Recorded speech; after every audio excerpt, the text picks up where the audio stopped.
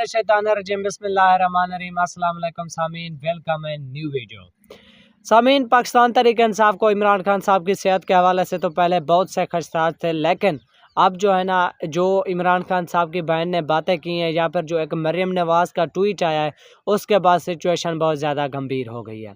सामीन, तो आज की जो लेटेस्ट अपडेट है, सबसे पहले इमरान खान साहब की जो है ना, जो उनकी ऐसा समझे कि लाइफ को डेंजर है या फिर ऐसा समझे कि उनके साथ जेल में क्या सलूक हो रहा है, जो उनकी ज़िंदगी को ख़तरा है, उसके बारे में अलीमा खान साहिबा ने क्या बातें की और मरियम नवाज़ का ट्वीट मैं आपके सामने रखता हूँ।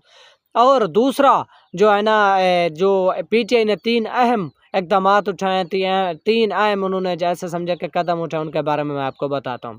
चलिए सामीन, सबसे पहले मैं आपको बताता हूँ कि पीटीआई ने इमरान खान साहब की जो है ना, जो 3 अक्टूबर से एक मुलाकात बंद थी, उसको बहाल कराया, ऐसा समझे कि एसआईसी के बाद।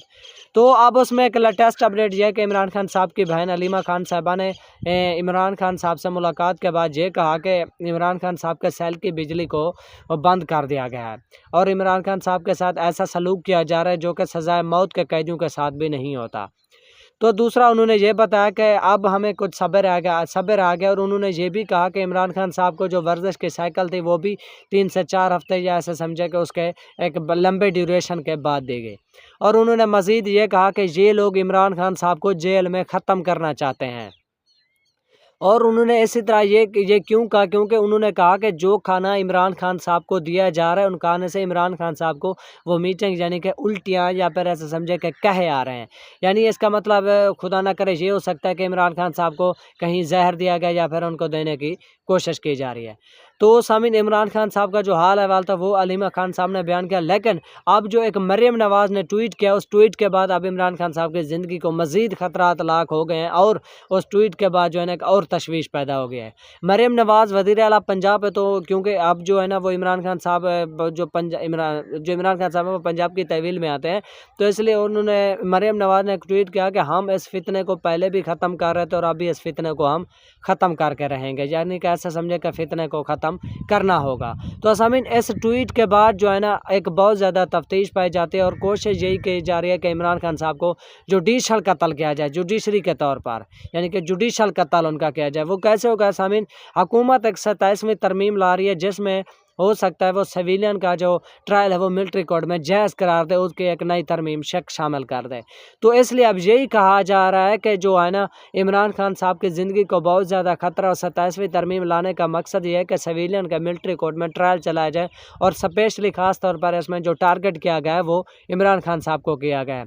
एक जानब तो इमरान खान साहब की बहन की जो गुफ्तगू है, यानी उन्होंने जो सारी पोजीशन क्लियर की है कि इमरान खान साहब के साथ ये चीज़ जेल में हो रही है, ये इस चीज़ का उन्हें खाना दिया जा रहा है, उनका टीवी अखबार बंद कर दिया गया है। उसके बाद मरियम नवाज़ का जो ट्वीट है, इसके बाद मज़ीद यही खतरात लाक हो रहे हैं कि इमरान खान साहब की ज़िंदगी को बहुत ज़्यादा खतरा है। सामीन, दूसरे जो 3 इक़दामात हैं वो ये है कि सबसे पहले तहरीक इंसाफ ने पहला कदम ये उठाया कि सुप्रीम जुडिशल काउंसिल का वो ऐसा समझे कि अब वो हिस्सा बनने जा रहे हैं। इसकी मुकम्मल मंजूरी तो बानी पीटीआई इमरान खान साहब देंगे, लेकिन अब कहा यही जा रहा है कि वो इसका मुकम्मल तौर पर हिस्सा बनेंगे।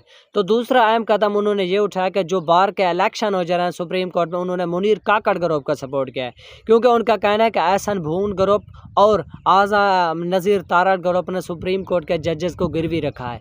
वो सारे एस्टेब्लिशमेंट के मातहत और उनके मोहरे के तौर पर काम कर रहे हैं, यानी कि उनकी मानी के मुताबिक काम करते हैं। तो इसलिए उन्होंने इल्तिजा किया मुनीर काकड़ ग्रुप को सपोर्ट करें। वो भी एक बहुत ज़्यादा लायर्स का एक ग्रुप है जो उनकी सक्सेस यानी कि पीछे कामयाबी चाहती है, इंसाफ लायर्स ग्रुप।